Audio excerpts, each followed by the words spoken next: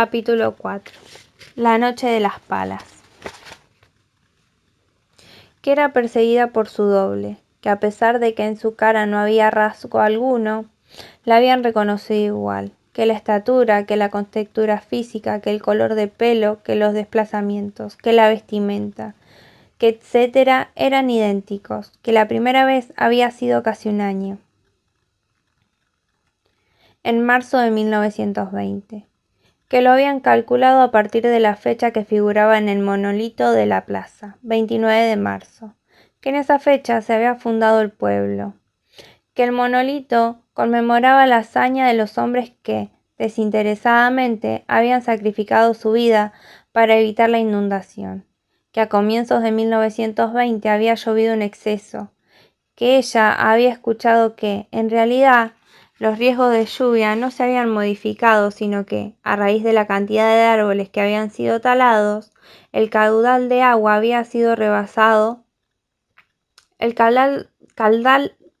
caudal de agua había rebasado los límites del bosque, y que un valiente grupo de hombres, a los que se denominaban los 17 primeros pobladores, surtidos de palas, en plena tormenta, se habían arriesgado a reforzar el terraplén, y que los había arrastrado la corriente, que el acontecimiento se lo conocía como la Noche de las Palas, y que el monumento consistía en un amplio dibujo central, el contorno tallado en mármol de dicha herramienta, rodeada por sus nombres y en el margen inferior izquierdo la fecha, que ella no sabía ni leer ni escribir, pero que le habían enseñado que decía eso,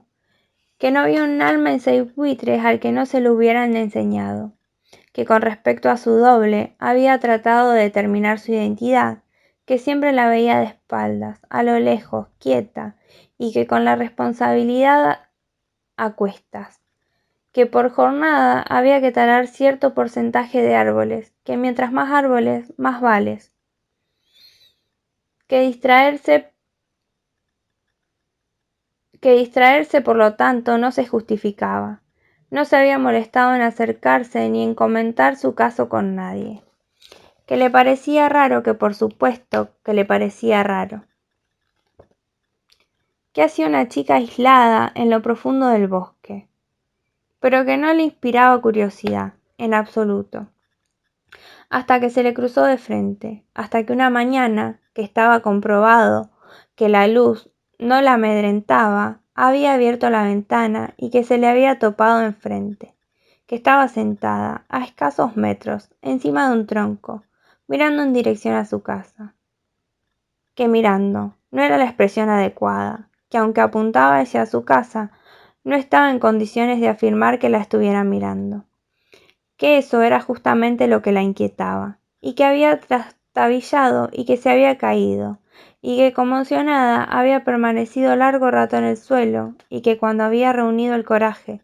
suficiente para incorporarse y comprobar que no había sido víctima de una alucinación, ya no estaba, que se había ido,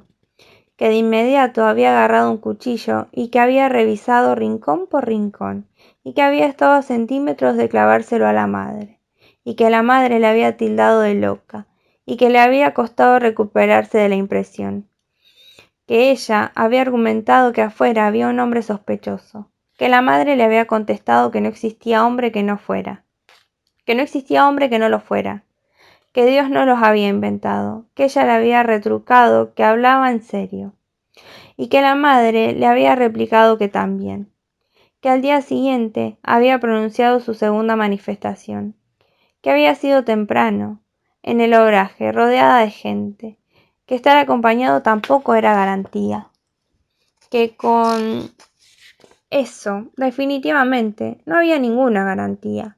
que había percibido una presencia detrás de ella y que había girado y que en efecto ahí estaba, espiándola, que a pesar de que no tenía ojos, la estaba espiando, y que en silencio había buscado el auxilio de sus compañeros y que ellos, demasiado concentrados en sus obligaciones, la habían ignorado, y que habían vuelto a girar y la habían descolocado